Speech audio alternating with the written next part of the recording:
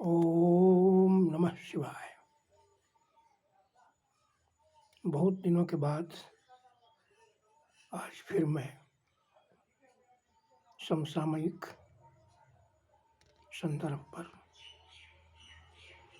कुछ बातें आप लोगों के साथ शेयर करना चाहता हूँ।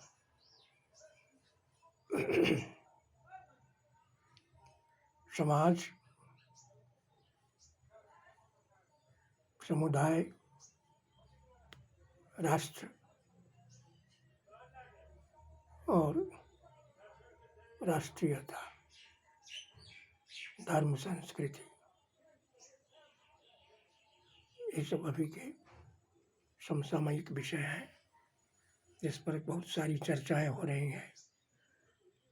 लोग अपने अपने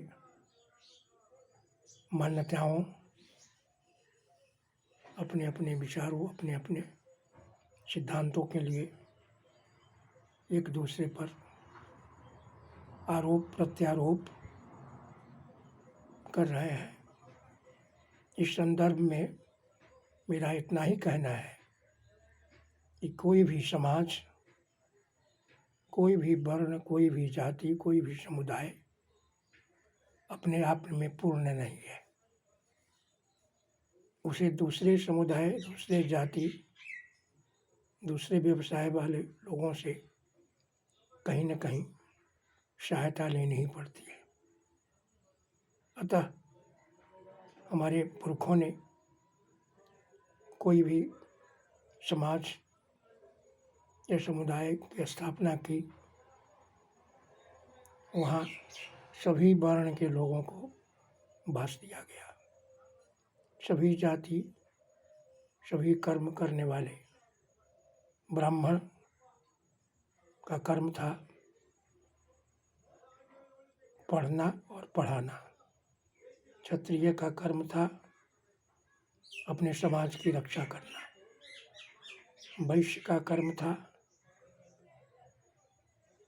सभी समाज के लोगों का भरण पोषण करना, और शूद्र का कर्म था सभी की सेवा करके अपने आप को धन्य समझना।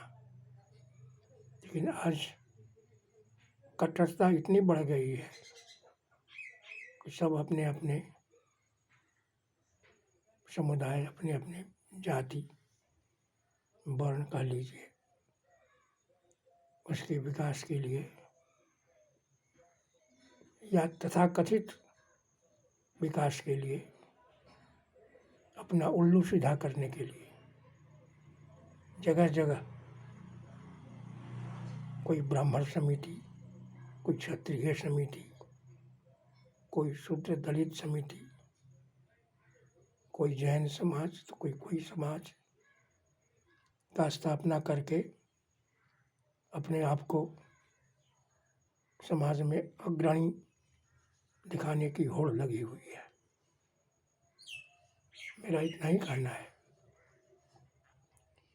हमारे देश में आज जो स्थिति है, इसके पीछे एक यह भी कारण है क्योंकि परापूर्व काल से ही, जब से पृथ्वीनारायण शाह के द्वारा गोरखा पर आधिपत्य कर लिया गया, गोरखा के राजा बन गए,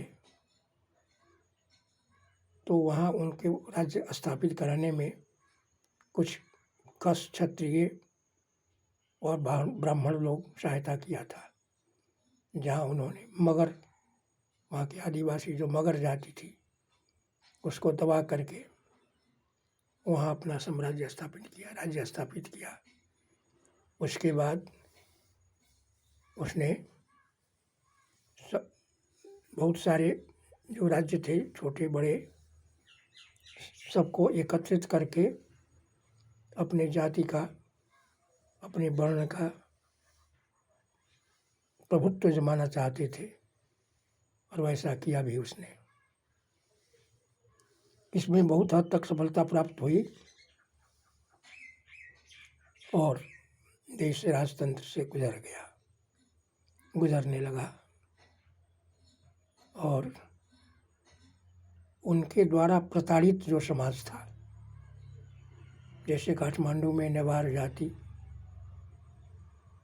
इधर पूर्व पहाड़ के तरफ, हिमालय क्षेत्र के तरफ, पहाड़ी क्षेत्र के तरफ जो जनजाति थी, राई, लिंबू, मगर, तामांग, खस, उन पर उनका दबाव बढ़ता गया। उनसे उस समय के राजा ने उसका संप्रभुता छीनकर उसे अपने अधीन कर लिया। और इधर मधेश में भी वही स्थिति हुई।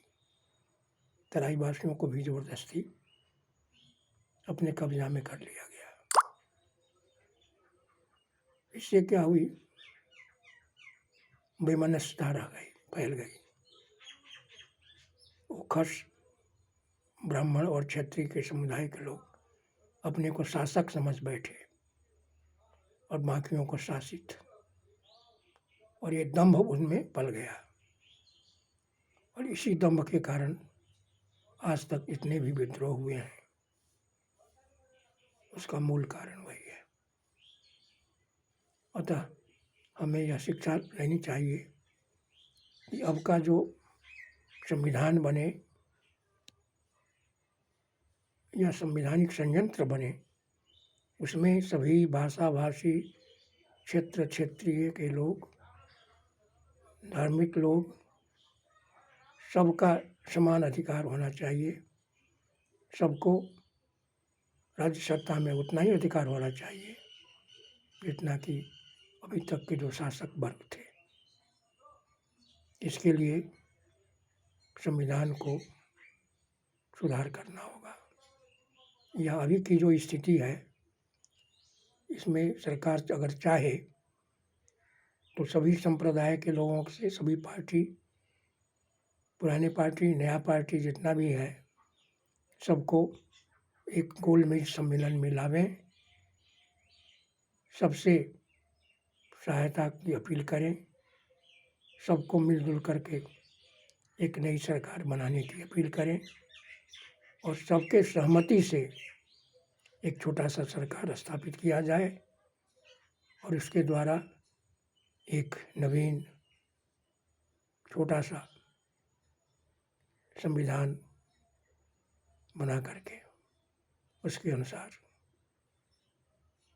शासन व्यवस्था लागू करना चाहिए। चुनाव तो गौण है, मुख्य बात है समाज को हम कैसे आगे बढ़ावें, इसमें सभी को समान अधिकार हो और सभी सुखपूर्वक अपने राष्ट्र में रह सकें, उनमें राष्ट्रीयता के प्रति मोह हो, राष्ट्र के प्रति समर्पण की भावना जगे। ऐसा करने से शांति अवश्य मिलेगी, जैसा मुझे लगता है। आज के लिए बस इतना ही। धन्यवाद, नमस्कार।